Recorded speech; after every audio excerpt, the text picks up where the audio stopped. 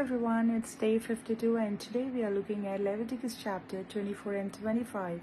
And these chapters teach us powerful truths about God's presence, His holiness, His justice, and His heart to give His people rest and restoration.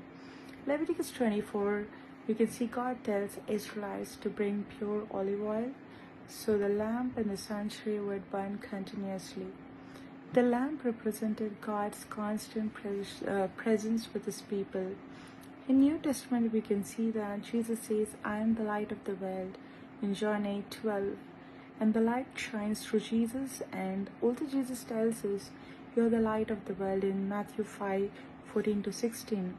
And we can also see in the book of Revelation, in Revelation 1-20, it describes churches as lampstands. So today, the church as God's lampstands through which God's light shines. So our lives are meant to shine His light wherever we go. And in verses, furthermore, if you see verses 5-9, it's about the bread, 12 loaves of bread representing 12 tribes of Israelite were placed before God and replaced every week. And the bread kept in God's presence showed that God was always with His people. They could have fellowship with Him, and He provided for them continually. In the New Testament, we can see that Jesus says, "I am the bread of life," in John 6:35, and He is the one who satisfies our hearts. And also we can see that during the Lord's Supper, Jesus said, "This is my body given for you," Luke 22:19. The body reminds us of the bread reminds us of His body broken, so we could be forgiven and brought close to God. The bread reminds us of His sacrifice and His presence in our lives today. And we can see that the holiness of God's name. Furthermore, we can see the story from verse 10-16. A man got into fight and spoke disrespectfully about God's name. So he was brought to Moses, and God told them what to do. The punishment was very serious, and because God's name is holy, and disrespecting God's name is disrespecting God Himself. So God's name should not be treated lightly or just like any other word. God is holy, perfect, powerful, and worthy of honor.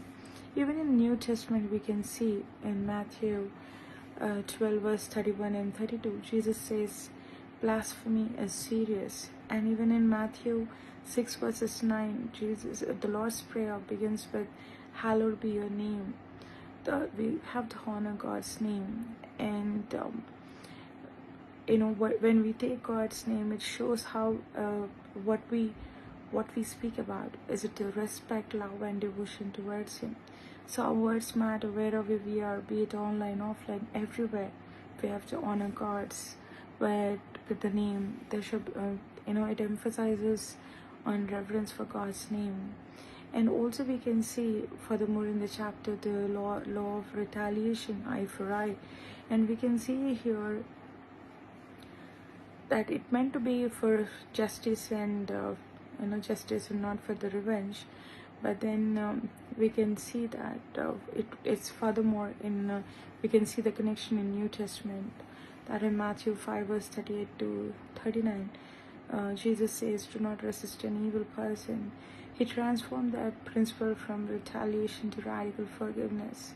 And also in Romans 12 verses 17-21, we can see, "Do not repay evil for evil, overcome evil with good." And as God's kingdom is built on grace, mercies, and forgiveness. And in Leviticus 25 chapter, we can see the chapter begins with the Sabbath year, the rest and the trust. Every 7th year, the land rested. This taught Israelites to trust God's provision. And we can see in the New Testament, Jesus offers us the same rest. "Come to me, I'll give you rest," in Matthew 11 verses 28-29. And the exciting part here we can see about is the year of Jubilee as a fresh start. During the Jubilee, the debts are forgiven, the slaves are freed and lands restored, families reunited, and the land rested. So it's about release, redemption, and restoration. So in New Testament we can see Jesus fills the Jubilee in Luke chapter 4 verse 18 to 19. Jesus proclaims the year of Lord's favor. You can see that Jesus he is the Jubilee. He is the one who brings freedom, forgiveness, redemption, and restoration. And we can see that in 1 Corinthians 6 verse 20. We are bought with a price, and in him we have redemption through his blood in Ephesians 1:7. So Jesus is the one who gives us the freedom, and if Son sets you free, you will be free indeed, in John 8 verse 36. So Jubilee is a picture of salvation and new beginning. And furthermore, if you see in the same chapter 25 verse 23, it's about God. God is the owner of everything, and we are just stewards. And whatever the life that we have, the land, the time, the wealth, everything, that's all belongs to God. And I want all you to take a moment and think and ask these questions. If your relationship with God was a light, how bright would it be right now? Dim, flickering, bright? And you can ask why. And Jesus says he is the bread of life. So what are we feeding on today or during the week? Is it the approval of others, social media, success, entertainment?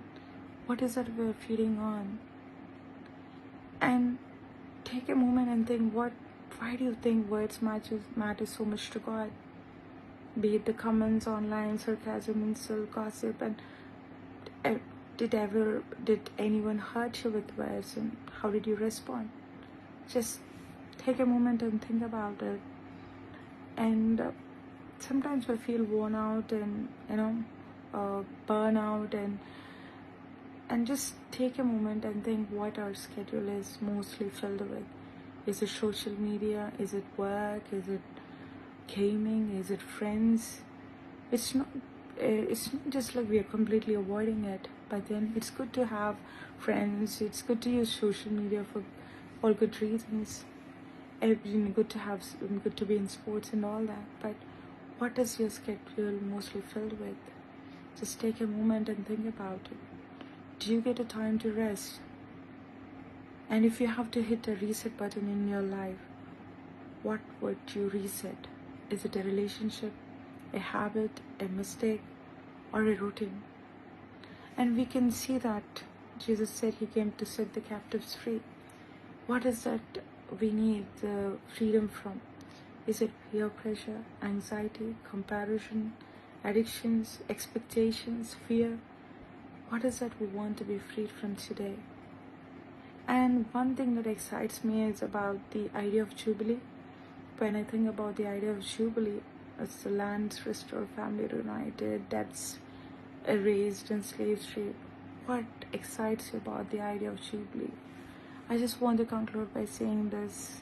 God is as our light. He provides for us. He is our bread. He is holy. His name is holy, worthy to be praised. And God is the one who brings justice with mercy. God offers us rest. He brings freedom, forgiveness, redemption, and restoration. Everything through Jesus Christ. So thank you so much for taking time and listening to this. Have a wonderful rest of the day.